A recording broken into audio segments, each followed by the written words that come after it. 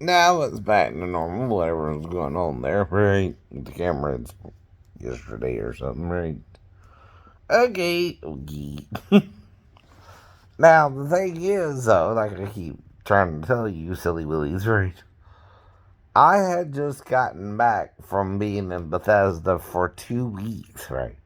Meaning I had an episode during where they were, again, reviewing me psychologically to make sure I was able to even stand trial, right? Because what happened is I was starting to have problems communicating, right?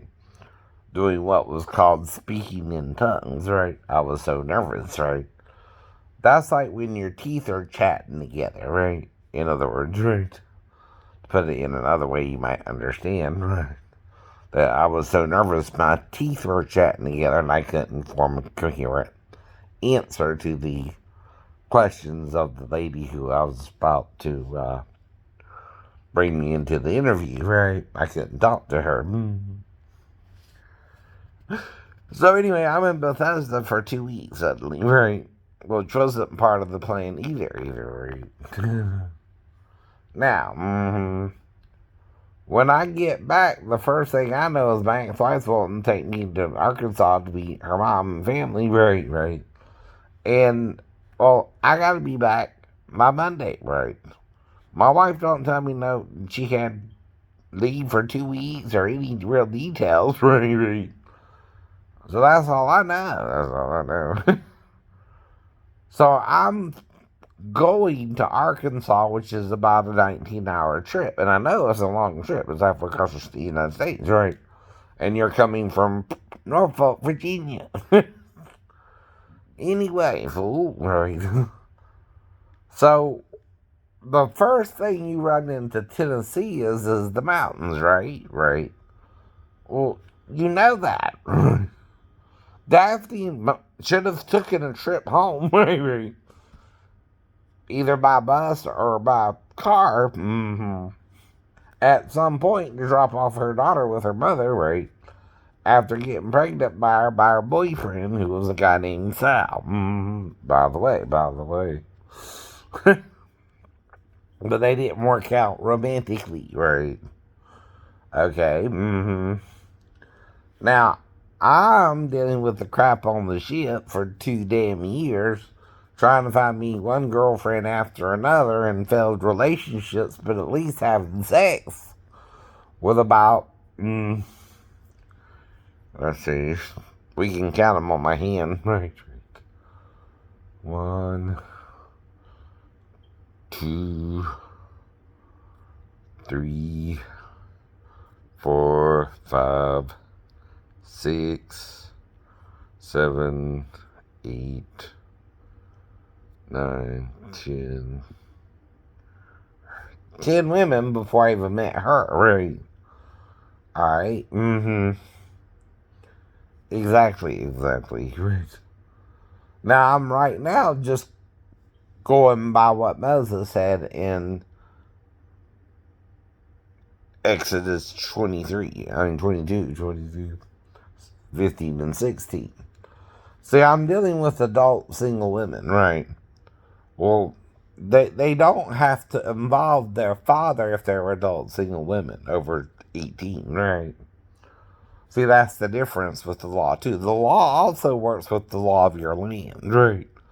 See, if the age of consent is 16 in the state of Georgia, any woman who wants to be with me who's 16 and older can, right?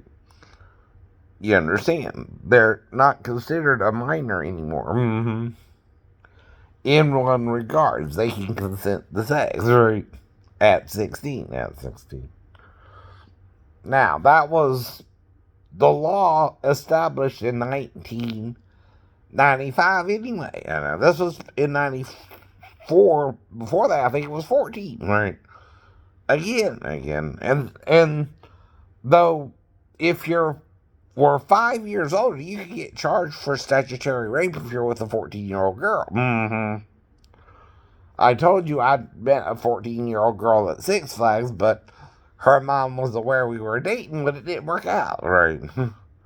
Not because I couldn't handle it, because she couldn't handle it. Our distance, right? By the way, she more broke up with me anyway, right? Than I did her, and she found another boyfriend, right? That's what really happened. We didn't even but make out a little bit, right? And that was about it. And I visited her in Jessup a couple times, right?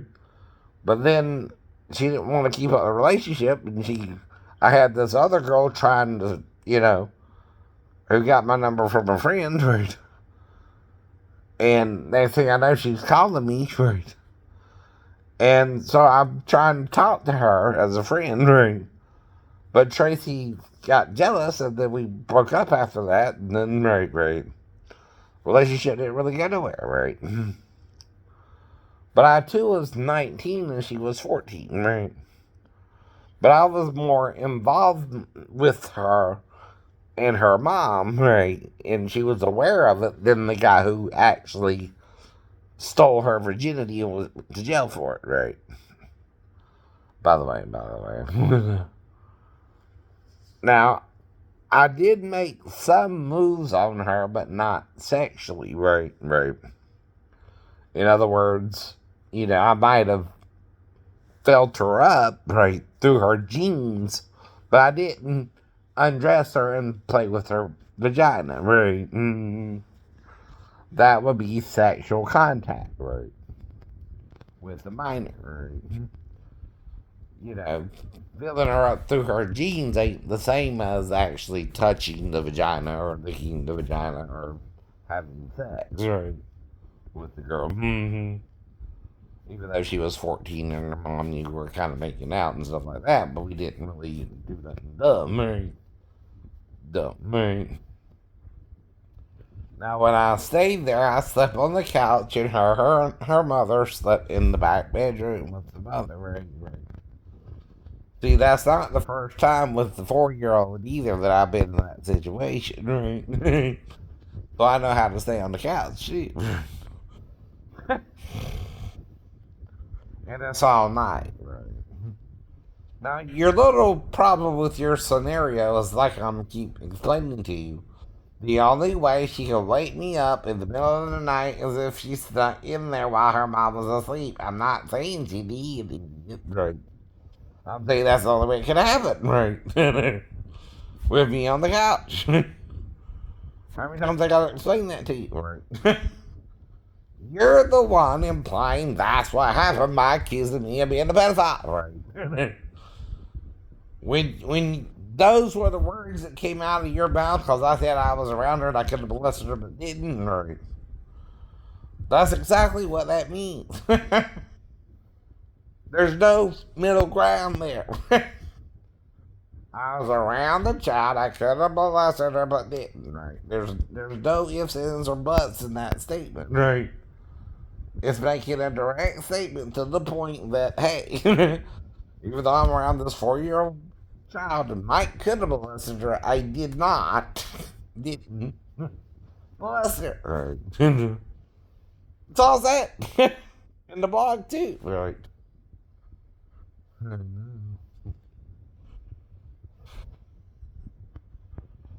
Now, by the time my ghostwriter got involved with it, everything's being blown out of proportion by Shame on You, Shane, right? Who's also in the book, right? As being a protagonist, right? Trying to make me out to be a bad guy when I'm a good guy, right? See, I'm the hero, right, of my story, anyway. I'm the guy trying to do the right thing, even though my ex-wife left me in Tennessee, right? And I'm on the couch. The mom and the daughter are in the master bedroom together, right? So I've done that before. I've dealt with that. So I'm fine on the couch. I've been there before. I've been there before. I know exactly what's going on, right? I stay on the couch, back to base, and then, we divorce. We divorce. Simple as that. Mm-hmm. Makes sense, makes sense. Okay. Mm-hmm. Now, you're you're the one who brings up this pedophilic bullcrap like it's not a crime when it is. And, well, whether it's true or not, I gotta respond to it because one, you're doing it in a public social media format, and two, right, I'm mentally ill, right? Like I said, anyway, right? You're not dealing with someone who's not dealing with paranoid schizophrenia. You're dealing with someone who is. And, no, you don't think the mom knew that? And ain't gonna try to make damn sure her daughter don't come in the middle of the night anyway? Yeah. But if she does, all I'm gonna do is something with her legal. What do you think I'm telling you, fool? And you don't know if she did or didn't. And the only one who can say she did or didn't is the mom. And if she says she did, she got to change the story because I went to sleep alone. She got to admit her daughter would have to wake me up without her being in there, right? Now, any mom, normally wouldn't even think to say that. Was what happened, right? One, who's more responsible? The mentally ill patient sleeping on the couch who just got from the hospital and you left him straight to Tennessee. Does that even sound right? No. But she did. And I'm still being the good guy because I don't know what the fuck's going on. I just got out the hospital. And again, does any of this make any sense? No. It's not supposed to. Nor my ex-wife trained me in Tennessee because we got to be in Virginia back in 3 days, right? By Monday. That's all I knew. Dude. I didn't have time to apply for leave, by the way. Right. You got to put in a request to get leave, Daphne. Me too. By the way. Or we got to be back by the end of the weekend. That means Monday morning I have to be back on base. Right. Not you, me. So either way, I would have to take the bus back if you had 2 weeks of leave. Right. I'd be back by Monday, right? Now, I'm not saying you need that. I know you didn't know that. Either. So you're in a rush to get to Arkansas and whatever's going on in your head. I don't know. I've been in the hospital for 2 weeks. I don't know what your plans even are. And next thing I know, you're wanting to go to Arkansas the following weekend, right? Does this sound, though, like something the schizophrenic would kind of not know what the hell's going on with, but still being paranoid schizophrenic, have to deal with it cautiously, right? You know what I mean? If your wife did leave you straight in Tennessee, right? Would that not put you on the guard, right? Whether the girl woke you up or not, right? Now, if she did, are you going to do something stupid like try to have sex with her and the mom's in the next room? No. And I can handle that. If she did or didn't, that's all I'm saying. No. And I wouldn't touch her with a 10-foot pole. That's all I ever said, too, right? No. I never admitted to touching her, right? What I'm saying is a hypothetical, making up little details that could have happened or not. Including if I had to check and see if she peed, like you're changing a child's diaper or something, or underwear, right? If they were to wake you up in the middle of the night, and why you would do so, if the child was to wake you up and you don't know why, right? Now, like I told you, 2 reasons, right, have to do with 2 different parts of the home. One is the kitchen, one is the bathroom, right? So, the mother is either asleep or awake at this point, right? After I've been up since 8 o'clock watching TV, right?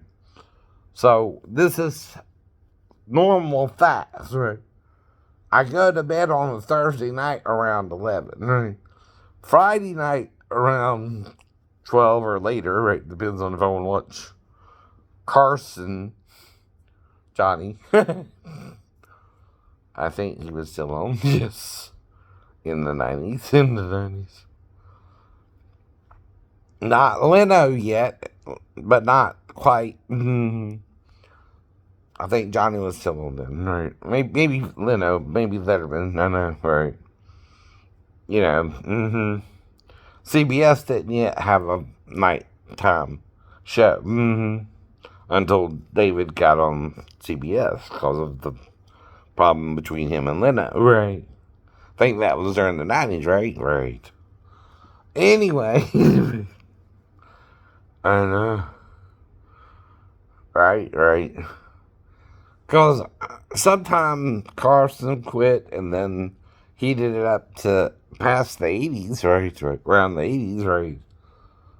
At least mid 80s to the end of the 80s, right? And then Leno and Letterman were vying for the spot on the Tonight Show. And Leno got it, And then Letterman went to CBS. Yeah. Right? Right. Is that correctly? Correctly said. Yep. Okay. So, unless I'm watching Letterman or something like that, I'm usually in bed by 11 o'clock on the weekend. Right. Or weeknight. Right. See, I'm not really a night owl. That's my ex-wife. I'm in bed usually by 11, even on the weekends. Right. And we lived together for at least 4 months, idiot. And, we had to set up a home for the daughter, right? Okay. I know. So that the grandma would feel safe about letting her come get her and go back to Virginia with her, right? Now, even though I had to take a bus back, Grandma still let the ex-wife take the daughter home, right? You do understand that, right? Right. Well, what she didn't know is that I was so confused by Daphne doing that, I moved back to base. 4 days later, and filed for divorce, which takes a year of separation, which went through in. That was 94. By 95, we were divorced. A year later, right? That's why I was trying to meet Maribel late, right? But I met Maribel the year after, right? And we lasted 18 months past that, right? But then she didn't want to marry me, I guess. Because, even though I was divorced, she didn't try to marry me. I know. So I came back to Georgia eventually because I couldn't really handle it or hack it in Virginia. Right? I was trying to work at 7-Eleven. I told you that before too, and I couldn't really do that and pay rent. And right, my money went from Navy pay to minimum wage at 7-Eleven. Right? So I just moved on. In March. That was the last time I saw Maribel too, right? As far as in 96, right? And I didn't see her again until almost July, August, and September as well. Though we're talking on the phone off and on, I'm writing her, right? Even at Steve's house, I guess. I don't know, right? Right. We are keeping in touch with each other, though, right? She knew I was coming back to Virginia twice, right? July and August. We didn't get caught in July, but we did in August, right? Now, the reason we got caught is there was a warrant unknowingly for my arrest, right? Because of accidents that had happened, right? Like I said, more like fender benders, right?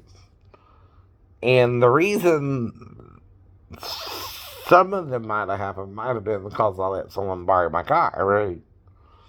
But there again, I'm still responsible because I let them use my car. See, that's my fault too. But I know. um, I wasn't necessarily the one who did the wreck, right? You know what I mean, right? But you know, right?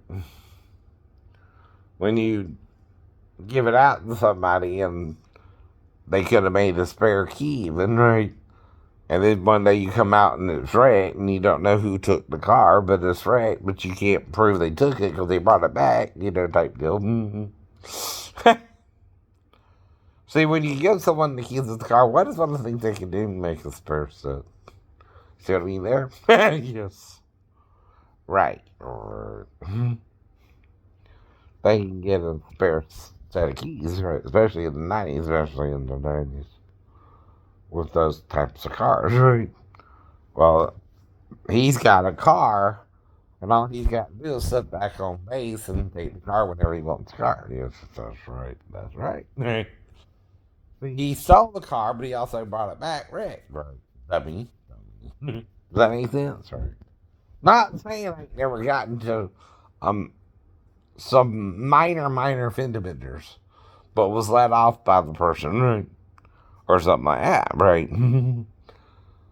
see, it's kind of up to the person to charge you or not sometimes.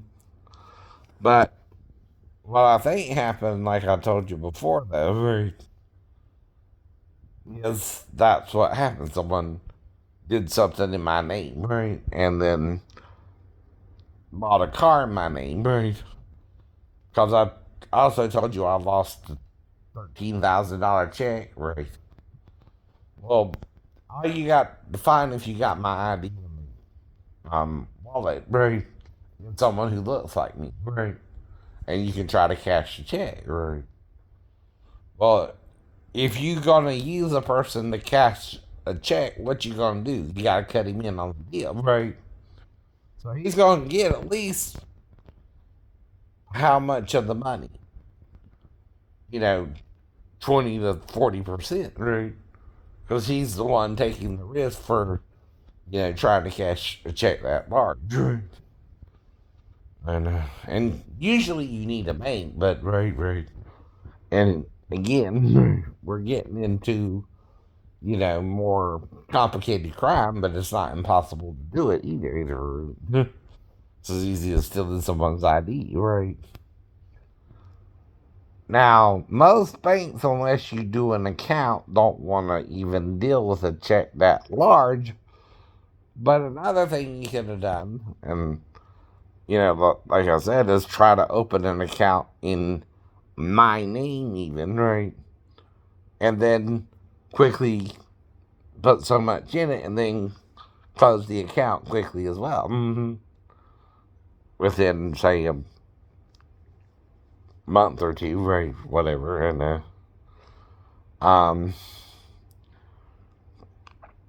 and then right, close the account. Close the account. Within a week or two, close the account. Right. So all this is going on without me knowing about it, right? Because all I know is I lost the check and I don't know what's going on with it. So right. And I have to ask the Navy to reissue the check, right? Well, again, I can't prove if someone cashed it or not, or did that or not, or they didn't try to take it to one of the check cashing places where they also take a percentage of the check, but you still get so much back, right? Right. Some places do that, right? Now, you gotta set it up and let them know, hey, I got a $13,000 check here, la da da da da, can you handle this amount of money? Right. But it is possible to do all that, right? Yes, it is. Yes, it is. If you got what? ID. And they have what? ID. Right. I know. I know. I know. So anyway, and this is why I say my life is like a movie anyway. It is. Yep, yep.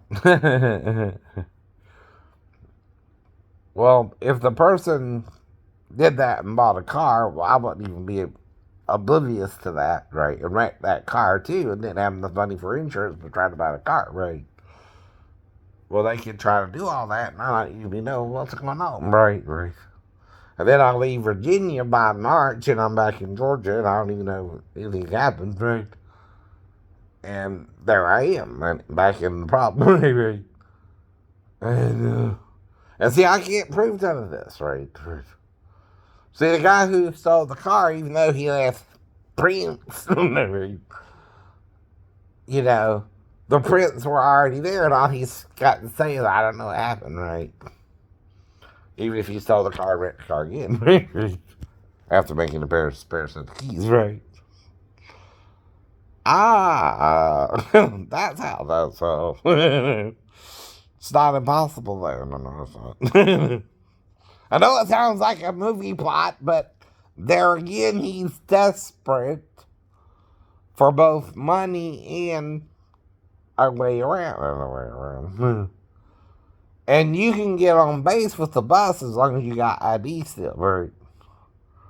And see, that's the thing. That's the thing. Mm-hmm.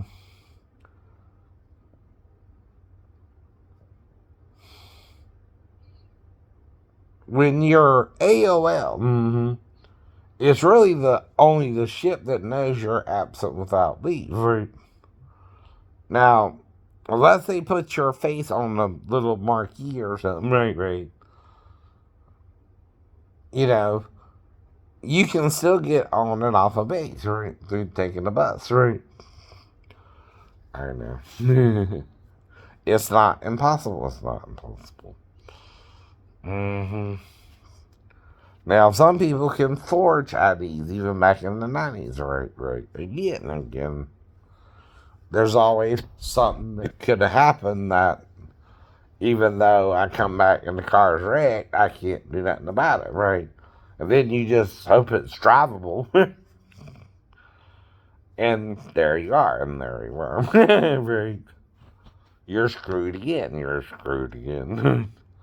You can't prove it or disprove it that he took the car, right? You even though he took the car, it just comes back and you find the wreck in the spot you parked in. Because see, if he's going to take the car out, right, he knows to park it back where it was at, right?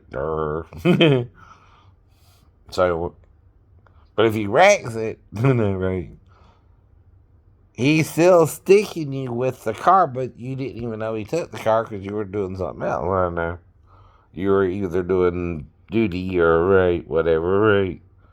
Something on base and you didn't use the car that week or whatever, right? So you're always trying to find something to do on base, too, where you gotta go that far, right? And see, I would hit the clubs or I'd go to movies on base or things like that. They even had place where we could watch TV or get food or. I know. Just to get off the ship, too, right? And that's part of why, too, right, right. Anything on base, you might can either walk to or take a shuttle to, and you ain't got to worry about using your car, right? Right, right. And the reason I had the car is to come home to Georgia anyway. Does that make sense? Yeah. Right. It's an 8-hour job, by the way. Right. Right. Uh-huh. Yep. Uh-huh. Uh-huh. I know. That's the only problem, too. That's the only problem, too. Right. Mm-hmm. Mm-hmm.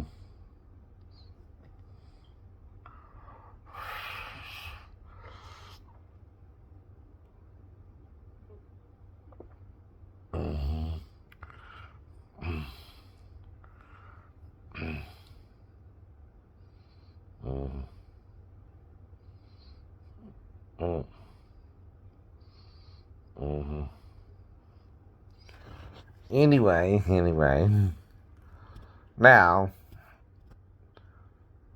some of this I never brought up before until recently. Anyway. Some of this, again, right, is to show you I can behave myself even around my ex-wife and her stepdaughter, right? Even if she left me stranded in Tennessee, right? And another point is, I'm not looking for the stepdaughter to wake me up, but all I can do is deal with it if it's only happened anyway. And I damn sure ain't gonna try to molest her or have sex with her because the wife's right there. Mm-hmm. Now, the thing I would have to do though is ask her who shared her that nasty and tell her, so you as someone set me up. You know, children don't normally do that anyway. If she were to, the only way she would is if someone coached her, right? I don't think your grandma would actually coach her, but if she said grandma and I asked her if she woke me up or not, right? Did someone show you that? Right. She might have either got it confused with something grandma showed her to do, right? Like waking up someone sleeping on the couch, or someone was coaching her by playing me on the couch and you in the bedroom, to wake me up in the middle of the night and try to make it seem like I would do something with her. The only one who could have done that, though, was Sal. And she knows what I mean there, too, right? Now, why would he do that? Try and see if I would do something with her, I guess. But that wouldn't prove I would do nothing with her, right? And only me and Daphne would know, right? Or him and his girlfriend, right? Or a fiance or whatever she was, right? Does any of this, though, kind of seem paranoid, schizophrenic? Yes. Do. It all seems a little bit elaborate and out there, and right. That's the point, right? That's the point. And I'm trying to explain something to you about backing up in a crowded parking lot in a low visibility type day, right? Don't it depend on where someone hits you, right? Or you hit them, right? If they're backing up too, yeah. Now, if you're almost totally backed up, right? And someone else is backing out and they hit you, whose fault is it? The person who backed up second, right? If you're almost fully backed up, right, you can't see another person backing up behind you, right? Right? If you're out the space, right? And someone else is backing up too, right? They can only back up limitly, right? You're already backed up, right? If you hit them, were they backing up into you? They were backing up into you, right? I'm asking you a question. I'm not saying I know it's my fault or their fault initially. I'm just telling you what I did, right? No.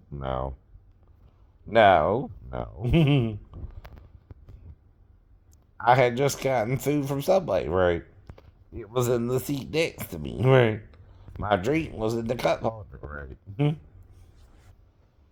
Only thing I had to eat first was the chips and in the car. And then I started backing up, right?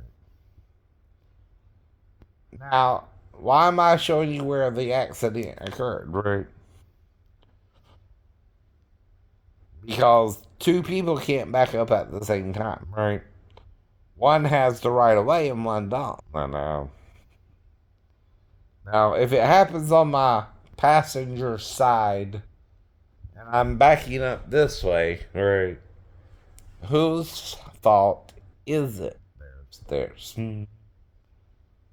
I had done backed up enough that supposed to be in the clear. You can't back up and back into me if I've done backed up far enough to go forward. Right. See, that was the next step, but the car in driving go forward. Right. From reverse. Right. That's what I was about to do when the person, that means what they did is they backed up to hit me, to hit you. And make it seem like it was my fault because I'm a mentally ill person and I got a handicap sticker though in my. I know you do. I know I do, right? That don't seem suspicious. That seems suspicious. Right. I got. I'm parked next to the handicap parking space. You understand? Right. That don't seem suspicious. That seems very suspicious. It should. It should. I know. I know. See, another thing you can't do is you can't back into someone if they're really more established than you, right? See, two people can't back up at the same time or you're going to hit each other, right? Right. That's another thing, right? I know. And like I told you, someone got rid of that car. I'm driving now. And it looks like it was in a wreck. Somewhat repaired, right? Especially in the middle of it, right? Ah, like he had backed into someone himself. And he tried to fix it himself, and it kind of looks that way. Well, that don't mean it had anything to do with me if the same person was tracking down the vehicle. And again, or trying to find who was responsible and track the vehicle to me, right? Because I had just recently bought it anyway. Well, not that right happened, right? Yes, I had. Yes, I have. You're not listening. You're not listening. And see, all I'm doing is in the parking lot and backing up. And then I'm putting it in drive to go forward. Right. I know.